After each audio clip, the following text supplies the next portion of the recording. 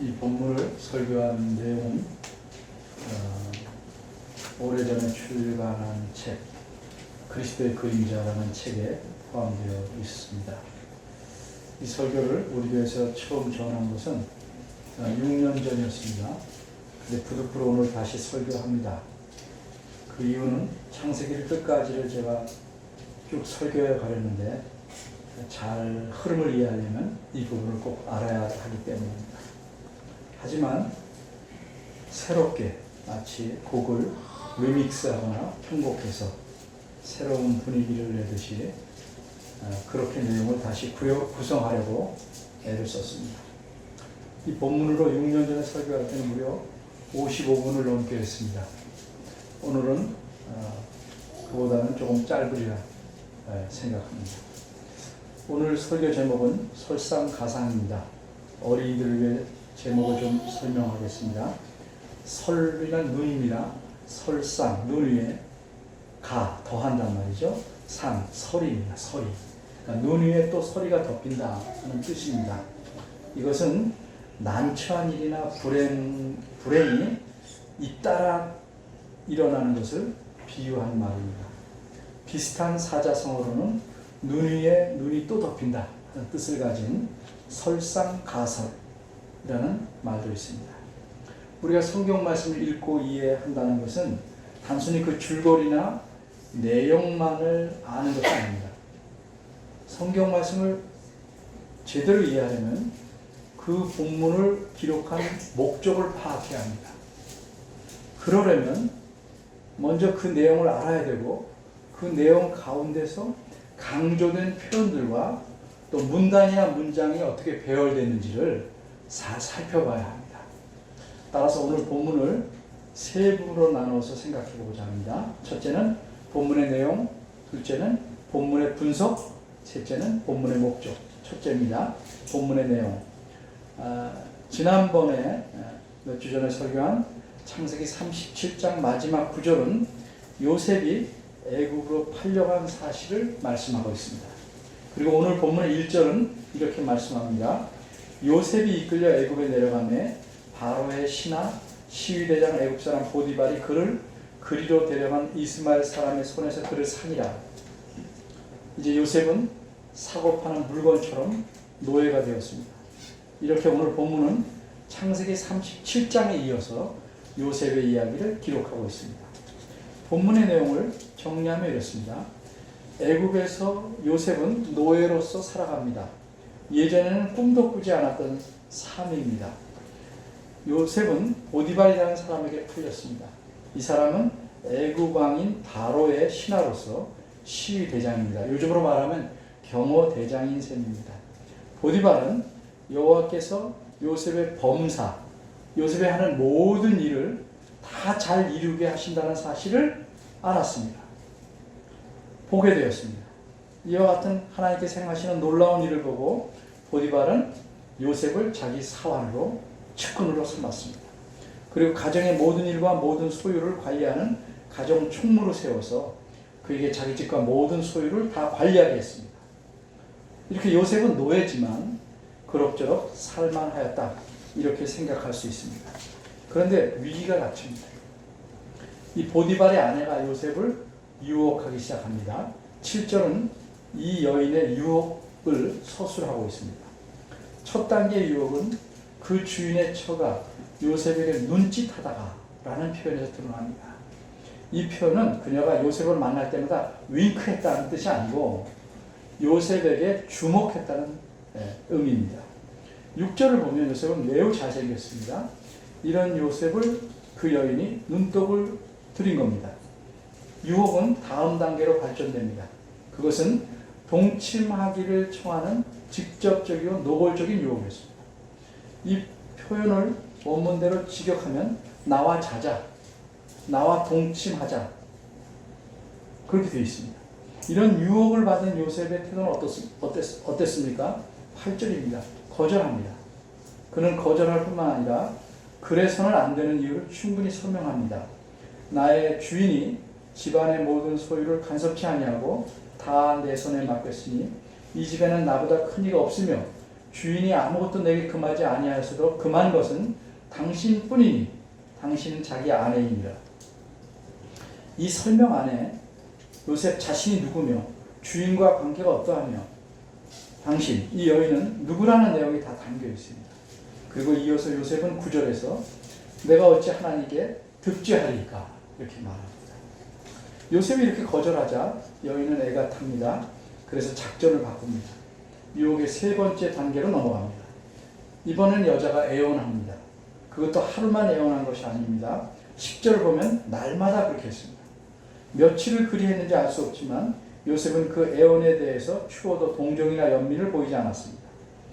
요셉의 태도는 10절에 있는 대로 듣지 아니하여 동침하지 아니할 뿐더러 함께 있지도 아니하니라. 이 표현에서 잘 드러납니다. 근데 이 표현의 원문의 의미를 잘 살펴보면 이렇습니다. 그 부인은 나와 같이 자자.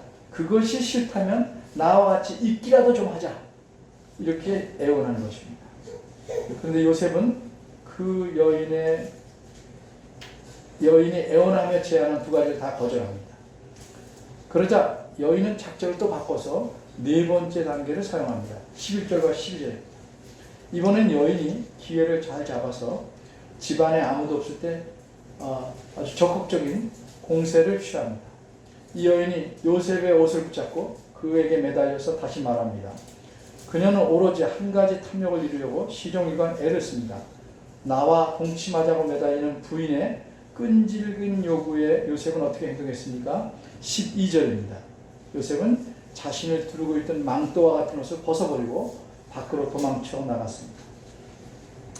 이제 연인으로서는 자신이 할 수 있는 수단은 다 동원했습니다. 근데 아무런 소득이 없었습니다. 굳이 있었다면 손으로 거머쥐고 있는 요셉의 옷뿐입니다. 그러면 어떻게 해야 될까?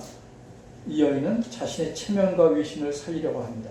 그래서 꾀를 내서 모든 상황을 뒤바뀌어 놓으려고 합니다. 그리고 보복의 칼을 휘두릅니다. 이 여인은 극히 영악합니다. 두뇌 회전이 빠릅니다. 그녀는 집 밖으로 나간 종들과 집안 사람들을 모두 불러서 그들을 선동합니다. 14절입니다. 보라, 주인이 히브리 사람을 우리에게 데려다가 우리를 희롱하게 하도다. 이렇게 선동합니다. 적반하장입니다. 게다가 이 교활한 여인은 개인의 문제인데 우리 전체의 문제인 것처럼 이렇게 확대시킵니다. 그 다음에 이 여인은 그 옷을 갖고 있다가 주인이 돌아온 다음에 무엇이라고 말합니까? 17절입니다. 이 여인은 또다시 자신의 잘못을 감추기 위해서 책임을 남편에게 덮어씌웁니다. 당신이 우리에게 데려온 히브리 종이 나를 희롱하고자 내게로 들어왔기에 이런 일이 벌어졌다. 이렇게 이야기합니다. 세상에 이렇게 억울한 일이 있을 수 있겠습니까? 요셉은 자기 형제들의 손에 팔려서 노예가 되었습니다. 게다가 설상가상으로 누명을 쓰고 죄인이 되어 한 번 들어가면 다시는 나올 수 없다는 깊은 감옥에 갇히게 됩니다. 요셉은 이제 앞날에 대한 어떤 희망이나 기대도 전혀 가질 수 없는 처지에 놓였습니다. 여기까지가 요셉의 입장에서 살펴본 본문의 내용입니다. 그럼 이 억울하고 기막힌 이야기를 성경에 기록한 목적은 무엇일까? 오늘 본문 이후의 내용을 우리가 대강 알기 때문에 우리 입장에서 보면 요셉은 오랫동안 옥살이를 한 후에 그 나라에서 왕다음으로 높은 자리에 이르러 이른바 텔레비전에서 보는 것처럼 인간 승리를 하게 됩니다. 이렇게 본문은 훗날에 성공하게 되는 요셉에게 초점을 맞추고 있는 것일까? 그렇다면 본문에서는 어째서 요셉이 두드러지게 드러나지 않을까? 본문은 요셉이 자신의 그 억울한 처지에 대한 어떤 생각이나 느낌을 가졌는지 한마디도 말하지 않습니다. 본문은 요셉에 대해 알려주는 것이 딱 두 가지입니다. 하나는 6절 끝에 있는 요셉의 모습에 대한 기록입니다. 다른 하나는 요셉이 여주인의 유혹을 거절하면서 한 말, 8절과 9절, 그것뿐입니다. 본문에서 요셉은 노예로 살아도 억울한 누명을 써도 감옥에 갇혀도 자신에 대해서 이런저런 변명이나 하소연이나 어떤 감정을 전혀 표현하지 않습니다. 성경이 기록하지 않는다는 말입니다. 따라서 인간적인 관점에서 보면 본문에서 중심이 되는 것은 요셉이 아닙니다. 중심 인물은 오히려 보디발과 그의 아내입니다. 보디발이 요셉을 샀지요. 보디발이 요셉을 가정통으로 삼았습니다. 자기 소유를 위임했습니다. 후에 보디발은 자기 아내의 말을 듣고 요셉을 감옥에 쳐넣었습니다. 보디발의 아내는 요셉을 유혹했습니다. 계속 유혹하고 마침내는 모함했습니다. 이렇게 본문에서 능동적으로 행동한 인물들은 요셉이 아니고 보디발과 그의 아내입니다. 그러므로 요셉이 본문의 초점이 아니고 본문은 요셉을 드러내려고 기록된 것이 아닙니다. 그럼 본문의 기록 목적은 무엇인가? 그걸 알려면 본문을 좀 분석해 봐야 합니다. 그래서 두 번째로 생각할 것은 본문의 분석입니다. 우리가 본문을 분석할 때 먼저 창세기 전체 구조에 비추어서 간단히 살펴보고 그 다음에 본문 자체의 구조를 좀 자세히 보려고 합니다. 먼저 37장 2절을 보겠습니다. 37장 2절은 창세기 전체 문단이 모두 11개인데 그 중에서 마지막 문단 이야기가 시작되는 것입니다. 37장 2절은 야곱의 약전이 이러하니라 이렇게 시작됩니다. 이것은 야곱의 가족사, 역사가 이러하다라는 뜻입니다. 그리고 요셉의 이야기가 나왔습니다. 왜? 요셉이 야곱의 아들이기 때문입니다. 그 다음에 38장에서는 우리가 지난번에 본 바대로 유다의 이야기가 나왔습니다. 엉뚱한 이야기가 아니고 요셉과 유다가 야곱 가족사의 중심 인물이기 때문입니다. 이렇게 두 중심 인물을 소개한 다음에 오늘 본문인 39장은 다시 요셉 이야기로 돌아온 겁니다. 그 다음에 요셉 이야기가 세 덩어리 진행되고 다시 유다 이야기로 또 세 덩어리가 갑니다. 이렇게 구조가 아주 조직적으로 잘 배열되어 있습니다. 요셉 이야기는 그가 17살 소년일 때부터 시작됩니다. 요셉은 어떤 사람이었을까? 창세기 37장 3절에 보면 요셉을 가리켜 이렇게 말합니다. 야곱이 노년에 얻은 아들이다. 노년이란 몇 세쯤 될까?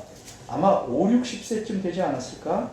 근데 제가 성경에 나오는 인물들의 나이를 계산해 보니 야곱이 요셉을 낳을 때 나이는 우리 예상을 뒤엎습니다. 야곱은 자기 형의 복을 가로채서 생명이 위험하게 되자 외삼촌이 있는 하란으로 도망갑니다. 그때 야곱이 미혼자였는데 그때 나이는 적게 잡아도 77세입니다. 많이 잡는 바는 84세도 잡습니다. 적게 잡을 때 77세입니다. 147세까지 살으니까 40세쯤 됐다고 비율로 볼 수 있어요.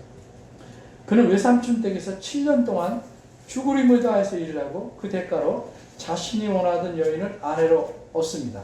하지만 외삼촌에게 속았기 때문에 또 7년을 일합니다.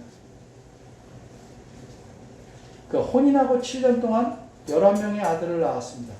그러니까 84세에 결혼해서 91세쯤에 요셉을 낳은 셈입니다. 그런데 창세기 30장 2절에 요셉이 17세라고 기록되어 있으니까 이때 야곱의 나이는 108세쯤 됩니다.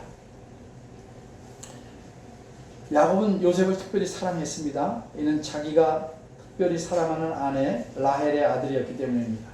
그런데 하나님께서 요셉에게 꿈을 주셨습니다. 이 꿈은 하나님께서 자신이 장차 행할 일을 보여주는 계시였습니다. 따라서 37장 이후로 마지막 문단은 이 문단의 흐름은 하나님께서 요셉에게 꿈으로 보여준 계시를 어떻게 이루어 가시는가를 서술해 가는 겁니다. 이걸 놓치지 말고 보셔야 합니다. 이제 본문에서 기록자가 강조한 표현과 본문의 구조를 살펴보려고 합니다. 오늘 본문 2절에는 이상하지만 흥미로운 표현이 나타납니다. 2절은 뭐라고 말합니까? 그가, 요셉이 형통한 자가 되어 이렇게 표현합니다. 이 말을 직역하면 그는, 요셉은 형통한 자이었다입니다. 인간적으로 말해서 노예로 팔리고 노예로 살아가는 것이 형통한 자일 수 있을까? 오히려 그 반대일 겁니다. 일마다 꼬여서 노예의 신세가 되는데 어떻게 그런 사람을 성경에서는 형통한 자라고 말할 수 있을까? 그런데 하나님 말씀이 성경에서 그렇다고 말씀하는데 우리가 아니다! 이럴 수는 없죠. 그러니까 여기서 생각하면 성경이 말하는 형통이 무엇이냐는 거죠. 어쨌든 우리가 생각해볼 문제는 우리 눈에는 분명히 요셉은 불통하고 불행한 사람인데 성경은 어째서 그를 이렇게 형통한 자라고 말하고 있는가? 이거 좀 생각을 해봐야 됩니다. 요셉은 이렇게 억울한데 성경은 다르게 판단하고 있다는 사실을 기억해야 합니다. 이제 창세기 39장의 구조를 생각해 보겠습니다. 창세기 39장은 세 문단으로 이루어졌습니다. 첫째 문단은 1절에서 6절이고 둘째는 7절에서 18절, 셋째는 19절에서 23절까지입니다. 독특한 점은 여호와께서 어떻게 하셨다라는 표현이 첫째 문단과 셋째 문단에 나타나는데 둘째 문단은 없습니다. 둘째 문단에서 구태여 하나님과 연관된 표현을 찾자면 딱 하나, 즉 요셉이 내가 어찌 하나님께 득죄하리까 라고 한 말에서 나타납니다. 그러면 둘째 문단은 무엇을 말하려는 것일까? 먼저 분명한 부분을 알고 그 다음에 덜 분명한 부분을 분명한 부분에 비추어 살펴보면 우리가 논리적으로 타당한 결론을 알 수 있습니다. 따라서 우리는 먼저 첫째, 셋째 문단을 살펴본 후에 둘째 문단을 생각해 보려고 합니다. 첫째 문단에서는 2절부터 여호와께서 요셉과 함께 하시던 사실을 크게 강조합니다. 더구나 요셉의 주인인 보디발은 이방인인데도 여호와께서 요셉과 함께 하심을 보았습니다. 바꿔 말하면 이방인이 분명히 알 수 있을 만큼 여호와 자신께서 요셉과 함께 하시다는 사실을 확실하게 보이셨습니다. 그런데 보디발이 본 것은 이것뿐이 아니었습니다. 보디발은 여호와께서 요셉이 하는 모든 일마다 다 잘 이루어지게 하신다는 사실을 보았습니다. 이렇게 하나님께서 행하신 놀라운 일들을 보고 보디발은 얘를 내 곁에 두면 정말 자기한테 유익하겠다. 이래서 요셉을 자기 사환으로 삼습니다. 그리고 가정의 모든 일과 모든 소유를 관리하는 가정 총무를 세워서 요셉에게 자기 집과 모든 소유를 다 관리하게 했습니다. 이렇게 된 게 누가 하신 일입니까? 여호와께서 하신 일입니다. 그리고 5절은 아주 결정적인 사실을 말합니다. 보디발이 요셉으로 하여금 자기 집과 모든 소유를 관리하게 한 때에 바로 그때부터 여호와께서는 보디발의 집에 복을 마치 쏟아붓듯 내리셨습니다. 이 집에 내린 복이 어느 정도인가? 여호와의 복은 보디발의 집과 밭에 있는 모든 소유에 다 미치는 엄청난 것이었습니다. 그런데 이렇게 큰 복을 하나님께서 보디발에게 쏟아부으신 목적이나 까닭이 무엇인가? 우리말 성경에는 요셉을 위하여 이렇게 되어 있습니다. 요셉을 위하여 5절에. 그럼 이 말의 의미가 뭘까? 하나님께서 그렇게 복을 내려서 보디발로 하여금 요셉을 학대하거나 구박하지 않도록 하시기 위한 것일까? 그래서 요셉을 위하라고 말씀한 건가? 그렇지 않습니다. 요셉을 위하여라는 표현은 요셉 때문에라는 뜻입니다. 하나님 보시기에 보디발이 훌륭해서 또는 요셉을 보디발이 잘 보살펴 주었기 때문에 이에 보답하는 차원에서 하나님께서 복을 내리신 것이 아닙니다. 오히려 그와는 반대로 순전히 요셉 때문에 보디발을 하나님과 전혀 관계없는 보디발에게 요셉 때문에 하나님이 복을 주신 겁니다. 이렇게 첫째 문단은 하나님께서 요셉과 함께 하셨고 그 결과가 어떠했는지를 크게 강조하고 있습니다. 이제 셋째 문단으로 넘어갑니다. 요셉은 정말 억울합니다. 보디발의 아내가 한 말은 새빨간 거짓말입니다. 이 여자는 중요하고 결정적인 사실을 모두 뒤바꿔 말했습니다. 그러니까 피해자가 가해자가 된 거죠. 이렇게 뒤바뀐 말을 보디발이 고지고대로 들었는지 아니면 깎아서 들었는지 알 수 없습니다만 분명한 것은 자기 아내의 말을 듣고 화가 대단히 많이 났다는 겁니다. 그래서 19절에서는 보디발이 심히 노한지라 이렇게 표현합니다. 보디발은 요셉을 잡아서 옥에다 넣었습니다. 이게 옥이란 그냥 단순한 감옥이 아닙니다. 이 옥은 왕의 죄수를 가두는 곳이었습니다. 특별한 감옥이었습니다. 20절에 나타난 바대로 이것은 여러분이 혹 영화에서 볼 수 있는 무시무시한 감옥 그런 곳이라고 생각하면 비슷할 것입니다. 이 옥은 왕에게 반역하거나 하거나 왕과 연관된 일로 죄를 지은 사람을 가두는 곳입니다. 사소한 죄를 지은 잡범을 가두는 것이 아니고 극악한 범죄를 저지른 죄인들을 가두는 감옥이다. 이렇게 학자들은 생각합니다. 이런 감옥에 요셉을 쳐넣습니다. 옥은 깊었고 감옥의 문은 아무도 드나들 수 없이 철저하게 지켜서 굳게 닫혔습니다. 그런데 그렇다고 해서 하나님께서 그곳에 못 들어가십니다.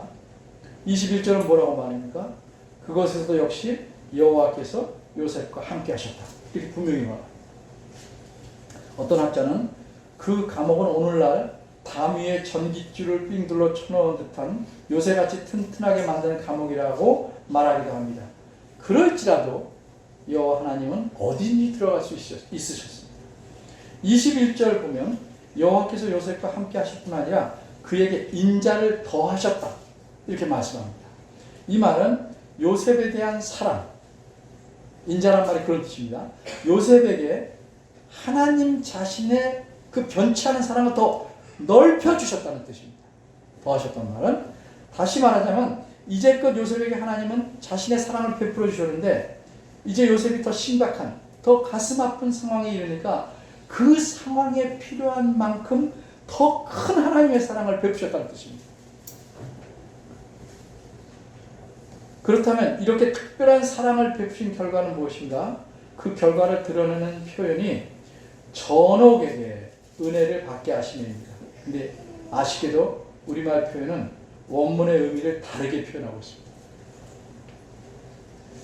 여기서 전옥이란 감옥의 모든 일을 책임지고 있는 사람으로 오늘날의 간수장, 교도소장이라고 할 수 있습니다. 근데 전옥에게 은혜를 받게 하셨던 뜻이 아닙니다. 이 말은. 우리말은 그렇게 표현되는데 그 말이 아니고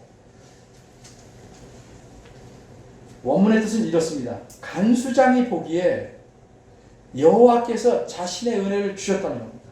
간수장이 가만히 보니까 여호와께서 요셉에게 자신의 은혜, 즉 하나님의 은혜를 주시더라 하는 뜻입니다.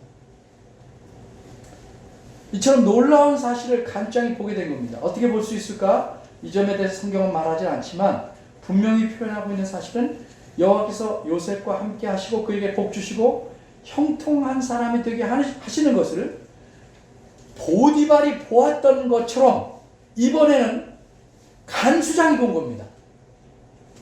간수장이 하나님께서 요셉에게 은혜 베푸시는 것을 간수장을 하여금 보게 하셨다는 겁니다. 그래서 간수장은 옥중의 모든 죄수를 그리고 옥중의 모든 일을 다 요셉에게 맡겼습니다. 보디발이 자기 집안일을 모두 맡겼듯이. 그런데 간수장이 이처럼 모든 것을 요셉에게 위임한 것은 간수장이나 요셉이 지혜롭고 합리적이었기 때문에 라고 성경은 말하지 않습니다. 성경은 분명하게 말씀하기를 23절에 뭐라고 했어요? 그 까닭은 이는 여호와께서 요셉과 함께 하시리라 이렇게 말합니다. 바꿔 말하자면 여호와께서 요셉과 함께 하셔서 그가 하는 모든 일을 형통케 하셨기 때문이다. 이렇게 말하고 있는 것입니다. 이제까지 살펴본 바대로 첫째 문단과 셋째 문단은 무엇을 강조합니까? 여호와 하나님께서 하신 일을 강조하고 있습니다. 하나님께서 함께 하셔서 모든 일을 형통케 하시고 어떤 상황에서든지 능히 견디고 남을 만큼 은혜를 충분히 주시고 변치 않은 사랑을 베풀어 주셨다는 사실을 계속 강조하고 있습니다. 이처럼 첫째 문단과 셋째 문단은 닮은 꼴입니다. 첫 문단에서는 보디발이, 셋째 문단에서는 간수장이 이렇게 서로 대체된 것이지 두 문단에서 똑같이 여호와 하나님께서 하신 일이 똑같이 드러납니다. 물론 엄밀히 말하자면 셋째 문단에서는 여호와께서 하신 일을 훨씬 더 강하게 부각합니다. 그렇다면 둘째 문단은 어떻게 이해해야 될까? 이 문제를 올바로 풀어보려면 문학적인 표현에 대한 조금 이해가 필요합니다. 예를 들어 보겠습니다. 만약 어떤 사람이 여러분이 잘 아는 태산이 높다 하되 하늘하는 메이로다 이렇게 읽는다면 우리는 그것이 뭐라고 그래요? 동요가 아니고 시조다 이렇게 금방 합니다. 왜? 그것이 지닌 운율 3-4-3-4라는 규칙적인 표현 때문에. 이와 비슷하게 문학적인 표현에도 논리적인 형식이 있습니다. 오늘 본문과 같이 앞문과 뒷문단이 같은 사상을 갖는 그런 형식에서는 가운데 있는 문단이 앞뒤의 사상을 드러내는 도구의 역할을 하는 겁니다. 바꿔 말하면 본문의 둘째 문단, 여인과 요셉의 이야기 나오는 그 문단은 하나님께서 행하신 일이 어떤 결과를 나타내는가를 보여주기 위한 예로서 제시된 것이란 말입니다. 다시 한번 예를 들어보겠습니다. 어떤 사람이 내가 손에 힘이 세다 하고 이렇게 말한 걸 그치지 않고 그만 딱딱한 사과를 한 손으로 쥐고 으깼다면 손 힘이 얼마나 센지 우리가 금방 알 수 있습니다. 이처럼 오늘 본문 둘째 문단의 이야기는 여호와 하나님의 일하시는 것이 얼마나 강한지를 보여주는 예로서 보여준 거랍니다. 바꿔 말해서 둘째 문단은 여호와께서 요셉과 함께 하셔서 요셉의 환경뿐만 아니라 요셉 자신을 어떻게 바꾸어 놓았는지를 분명하게 보여주는 부분입니다. 따라서 우리는 본문의 흐름을 이렇게 설명할 수 있겠습니다. 첫째와 셋째 문단은 여호와께서 요셉과 함께 하시며 그에게 필요한 은혜를 넉넉히 베푸셨다는 사실과 이런 요소 때문에 주변의 모든 사람들도 여호와의 복을 받을 수 있었다는 사실을 말했습니다. 그리고 둘째 문단에서는 여호와께서 함께 하신 여호와께서 함께 하심으로써 그 요셉의 인품이 얼마나 변화되었는가를 보여주는 겁니다. 이렇게 여호와께서 함께 하심으로 그것이 요셉에게 직접적으로 미친 결과가 어떤가를 잘 드러내주는 것이다 이 말입니다. 요셉은 어떤 사람이었습니까? 뒤에 나중에 창세기 42장 1절에 보면 형들의 말에서 드러납니다. 형들이 요셉을 죽이려 하니까 형들에게 살려달라고 애걸복걸하던 평범한 사람이었습니다. 자기 자랑 많았던 그런 소년이었습니다. 근데 이제는 어떤 사람으로 변화했습니까? 여인의 끈질긴 유혹에도 깨끗이 거절하지 않으며 모든 것을 뒤집어쓰고 감옥에 가기를 택하는 그런 인품의 소유자로 바뀐 것입니다. 어떻게 그런 변화가 가능했습니까? 다름이 아니라 여호와의 함께 하심 때문이었습니다.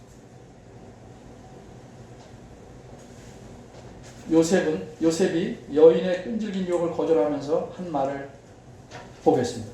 요셉은 9절에서 내가 어찌 이 큰 악을 행하여 내 주인을 배반하겠습니까? 이렇게 말하지 않았습니다.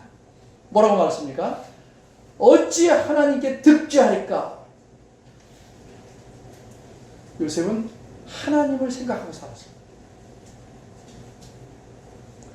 이 표현을 가지고 우리는 요셉이 그 주인인 보디발의 집에서 그런 위치를 얻게 된 것은 궁극적으로 하나님께서 하신 일임을 잘 알고 있었다는 사실을 우리가 알 수 있습니다. 이방인인 보디발도 여호와께서 요셉과 함께 하심을 보았는데 하물며 본인인 요셉이 여호와께서 자신과 함께 하심을 얼마나 확실히 알았겠습니까? 그렇게 잘 알기 때문에 요셉은 여호와와 더불어 살았습니다. 9절의 요셉의 말로 충분히 입증됩니다. 내가 어찌 여호와께 득죄하리까? 세 번째, 이제 본문의 목적입니다. 이처럼 본문에서 문단의 구조와 강조된 표현을 좀 살펴봤습니다. 이렇게 본문을 살펴본 결과 적어도 우리가 알 수 있는 것은 이 본문이 윤리적이거나 도덕적인 교훈을 주려고 기록된 것이 아니라 요셉을 닮자 뭐 이런 거 말하려고 한 게 아니라 보디발처럼 되지 말자 이런 거 말하려고 하는 게 아니라 남을 유혹하지 말자 이런 거 얘기하려고 하는 게 아니라는 거죠. 여호와께서 요셉과 함께 하셨다는 사실을 보여주는 겁니다. 그리고 이 본문은 여호와 하나님께서 요셉과 함께 하심으로 그 주변이 복을 받는 것은 물론이고 요셉의 인품도 진정으로 하나님과 함께하는 사람들에게 변해 있음을 잘 보여주고 있습니다. 이렇게 하나님께서 요셉과 함께 하심으로 장차 요셉의 인품이 얼마만큼 변할 수 있을까, 성숙할 수 있을까를 우리가 또 기대하고 내다볼 수도 있겠습니다. 요셉이 후에 애굽의 총리 대신이 된 후에 가나안 땅의 기근 때문에 요셉의 형들이 양식을 구하러 애굽에 내려왔습니다. 그런 과정 속에서 형들은 애굽 요셉을 만납니다. 요셉 앞에 서게 된 형들은 지난날 요셉을 팔아버린 자신들의 큰 죄를 떠올리고 요셉의 보복을 두려워합니다. 그런 형들에게 요셉은 이렇게 위로합니다. 50장에도 나오지만 45장 5절과 7, 8절입니다. 형들이 당신들이 나를 이곳에 팔았으므로 근심하지 마소서. 한탄하지 마소서. 이어서 뭐라고 말하는지 아십니까? 그는 이렇게 말합니다. 하나님이 생명을 보내시려 나를 당신들을 앞서 보내셨나니. 하나님이 큰 구원으로 당신의 생명을 보존하고 당신들의 후손을 세상에 두시려고 나를 당신들 앞서 보내셨나니 그런즉 나를 이리로 보낸 자는 당신들이 아니요 하나님이시니라. 시각이 변한 겁니다. 이처럼 요셉은 이제는 하나님의 계획을 이해하고 형들의 악독한 죄악마저 용서할 만큼 시각이, 인품이 성숙하게 된 것입니다. 하나님의 일을 볼 줄 아는 안목을 갖게 된 겁니다. 이게 성숙의 핵심입니다. 앞에서 말한 바대로 하나님께서는 꿈을 통해 요셉에게 전달한 계시의 내용을 어떻게 이루어 가실 것인가. 한마디로 하나님께서는 많은 생명들을 구하는 수단으로서 어떤 의미에서 그 가족 전체의 구원자로 요셉을 세우셨습니다. 그래서 시편 105편 16절에 22절을 보면 특히 17절에서는 하나님께서 한 사람을 앞서 보내셨다 이렇게 말씀합니다. 하나님께서 요셉과 함께 하시는 까닭에 요셉은 인품이 성숙했을 뿐만 아니라 감옥에서조차도 하나님의 은혜를 가득 누리고 살 수 있었습니다. 그런데 혹시 어떤 사람은 간수장이 모든 것을 다 맡기고 잘 대해줬으니까 요셉이 편하게 지냈을 거다라고 오해할 수 있습니다. 안 그랬습니다. 시편 105편 17절 보면 그 발이 착고에 발을 채우는 쇠사슬입니다. 착고에 상했으며 그 몸이 쇠사슬에 묶였더라. 죄인처럼 살았어요. 죄수는 죄수예요. 그는 고생을 많이 합니다. 근데 하나님의 은혜, 하나님께서 함께 하시는 은혜가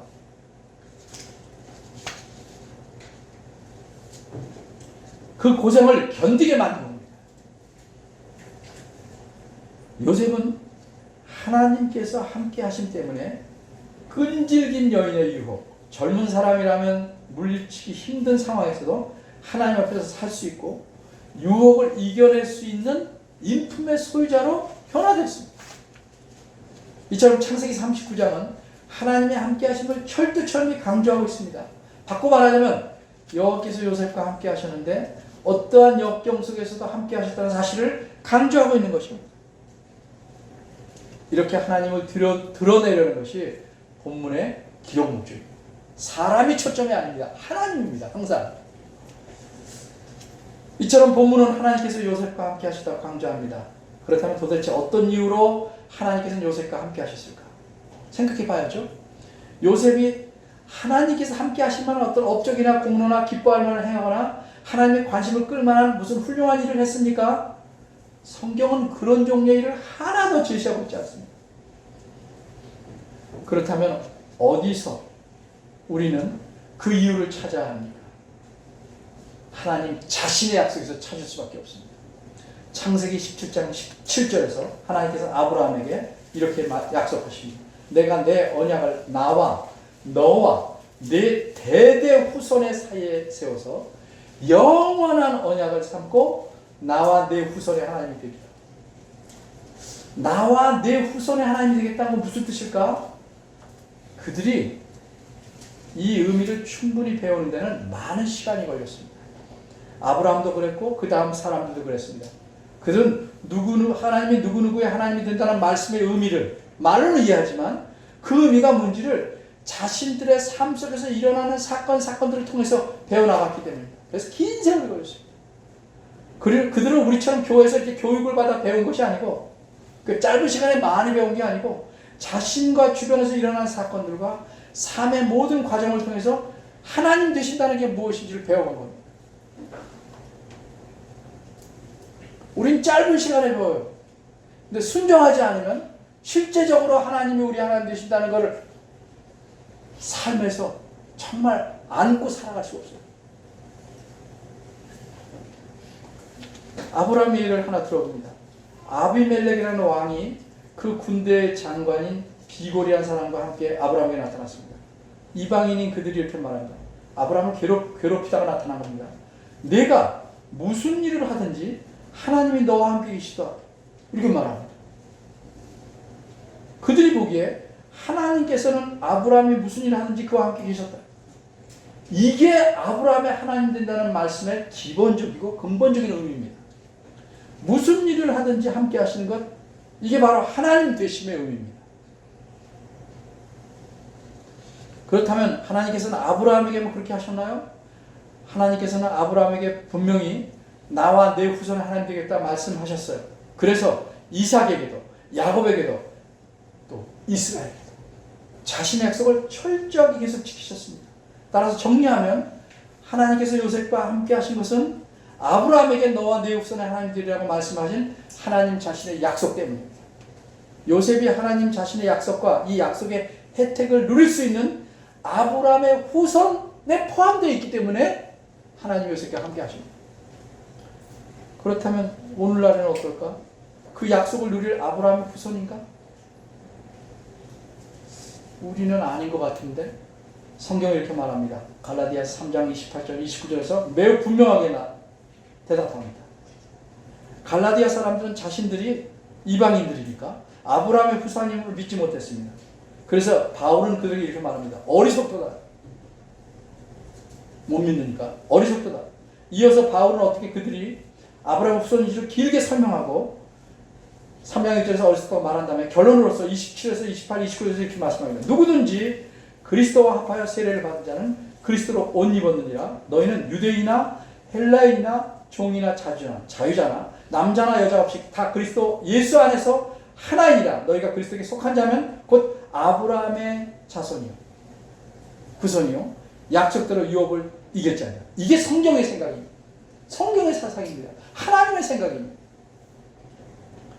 정리하자면 오늘날 아브라함의 후손은 누군가? 그리스도 안에 있는 자, 즉 예수님 믿는 사람들이라는 사실입니다. 하나님께서는 분명히 아브라함에게 말씀하시기를 내가 영원한 언약을 삼고 너와 내 후손의 하나님이 되리라 이렇게 말씀했습니다. 이 영원함이 아직 안 끝났죠. 따라서 요셉과 함께 하신 하나님은 지금도 아브라함의 후손인 우리와 함께 하십니다. 바울 사도는 이 사실을, 즉 하나님과 함께 하심을 다른 편지에서 매우 흥미롭고 독특하게 표현합니다. 바울은 고린도 교회 사람들에게 보낸 편지에서 그들이 참 못됐고 문제가 많은 사람임에도 불구하고 그들이 그리스도 안에 있다는 사실 하나 때문에, 그 이유 때문에 이렇게 말합니다. 너희가 하나님의 성전인 것과 풀이하자면 그래서 하나님의 성령 하나님이 너희 안에 계시는 것을 알지 못하냐. 이로써 바울은 예수님 믿는 사람이 누구나 아브라함의 후손이기 때문에 성령 하나님께서 그들과 함께 계신다는 사실을 이렇게 분명하게 알려준 겁니다. 왜 우리와 성령 하나님 함께 계십니까? 아브라함의 후손이기 때문에 그렇습니다. 그건 못 믿으면 어리석도다 라는 말을 들어야 됩니다. 이처럼 요셉의 이야기인 본문에서 초점이 요셉에게 있지 않고 하나님의 하신 일에 있습니다. 여기에 잘 맞추면 금방 말씀드린 대로 이 본문이 우리와도 자연스럽게 연결되는 겁니다. 근데 여기서 한 가지 제가 더 말씀드려야 할 것은 앞에서 말한 형통하다는 말의 의미입니다. 이 의미에 대해 좀 생각해 보겠습니다. 우리는 일반적으로 형통이다 하는 말을 생각할 때 어떤 역경이나 고난이 없이 순풍에 돛단 듯이 나가는 배처럼 되는 것을 생각합니다. 그런데 성경에서는 그렇지 않습니다. 성경에서는 근본적으로 여호와께서 함께 하시면 그것이 곧 형통입니다. 그 이유는 여호와께서 함께 하심으로 여호와께서 계획하신 모든 것들을 이루어가고 계시기 때문입니다. 겉보기에는 역경이나 고난이 없이 정말 순풍에 돛단 듯이 달려가는 형통이라면 사도 바울처럼 형통치 못한 사람이 어디 있습니까? 그는 참으로 엄청난 환난과 고난을 당했습니다. 그런데도 사도 바울은 디모데후서 3장 12절에서 누구든지 그리스도 예수 안에서 경건하게 살고자 하는 자는 핍박을 받으리라 이렇게 말합니다. 그리고 11절에서는 자신이 당한 모든 어려움을 이야기하고 이 모든 환난과 핍박 가운데 자기를 건지신 분이 바로 주님이다. 이렇게 강조합니다. 형통이라는 그런 겁니다. 하나님께서 함께 하시기 때문에 역경이 없는 게 아니고 함께 하시기 때문에 역경을 통해서도 하나님께서 자신의 뜻을 이뤄가시고 또 그렇게 하시려고 우리를 사용하시는 것. 그래서 우리를 가리켜 형통한 사람이라고 말하는 겁니다. 이렇게 하나님께서 함께 하시기 때문에 우리의 역경이 혹 깊어지면 주님께서 다가오시지 못하는 것이 아니고 더 크고 넓은 은혜로 메워주고 채워주시는 겁니다. 이제껏 살아온 우리의 삶을 돌아보십시오. 정말 정신 차리고 돌아보면 정말 주님께서 여기까지 우리를 인도하셨다 이렇게 생각하지 않을 수가 없을 때가 많을 겁니다.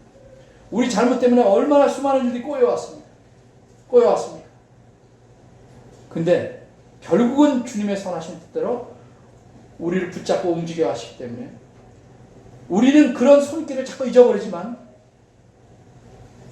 그 이끌어오신 인도하심을 잊을 수가 없습니다. 이제껏 하나님 우리를 이끌어오셨고 앞으로도 그리 하실 겁니다. 따라서 우리가 이처럼 신실하게 아브라함의 후손들, 특히 우리와 함께 하시는 하나님을 정말 제대로 알고 감사한다면 어떻게 살아야 됩니까? 신실한 삶을 살려고 애써야 합니다. 하나님께서 함께하는 사람답게 살려고 몸부림쳐야 합니다. 쓰러질지라도 다시 일어나서 또 그렇게 살려고 애를 써야 됩니다. 근데 이렇게 신실하게 하나님을 살려고 한다면 주위에서 칭찬이 오는 것도 아닙니다. 오히려 반대로 어려움과 더 큰 고난, 역경이 올 수도 있습니다. 그런데 그런 것들이 하나님께서 나와 함께 하시는 은혜를 더욱 크고 놀랍게 맛볼 기회가 됩니다. 그러면 우리는 그 은혜를 맛보는 삶을 요셉처럼 맛볼 수 있을 겁니다. 예수 그리스도께서는 자신이 버림받으실 줄 알고 이 땅에 오셨습니다. 제자들에게까지 버림을 받으셨지만 끝까지 그들을 사랑하셨습니다. 모든 모욕과 조롱을 참으셨습니다. 마침내는 하나님에게서조차 버림받았습니다. 어찌하여 나를 버리십니까? 라고 외치셨습니다. 그러나 이 외침은 하나님에 대한 원망이 아니고 하나님의 뜻은 알지만 자신이 겪는 고통이 이루 말할 수 없이 크기에 그 고통스러운 걸 표출한 겁니다. 예수님은 하나님께서 자신의 뜻을 이루어가신 줄을 알고 믿었습니다. 이렇게 하나님은 버림받은 자를 통해서도 자신의 뜻을 이루기도 하십니다. 이것이 하나님이 이끌어가시는 형통함입니다. 때로 우리 고난을 통해서 억울한 일들을 통해서라도 하나님은 자신의 뜻을 이루어가십니다. 그래서 우리는 형통한 겁니다. 밤이 깊을수록 별이 더 선명하게 보이듯이 우리가 고난을 당할 때 눈을 뜨고 사방을 보면 하나님께서 우리와 함께 하심이 더욱 분명하게 드러날 것입니다. 사람들은 우리를 버려도, 세상은 우리를 버려도, 심지어 가족이 나를 버려도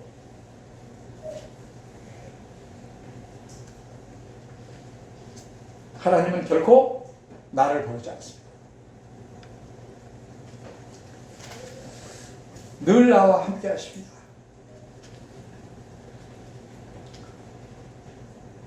왜 그렇게 하십니까?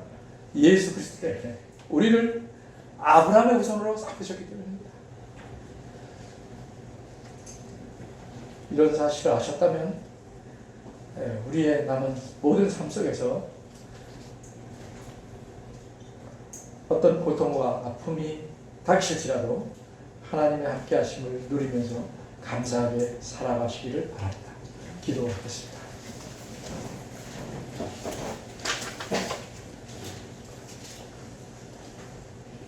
우리와 함께 하시는 하나님,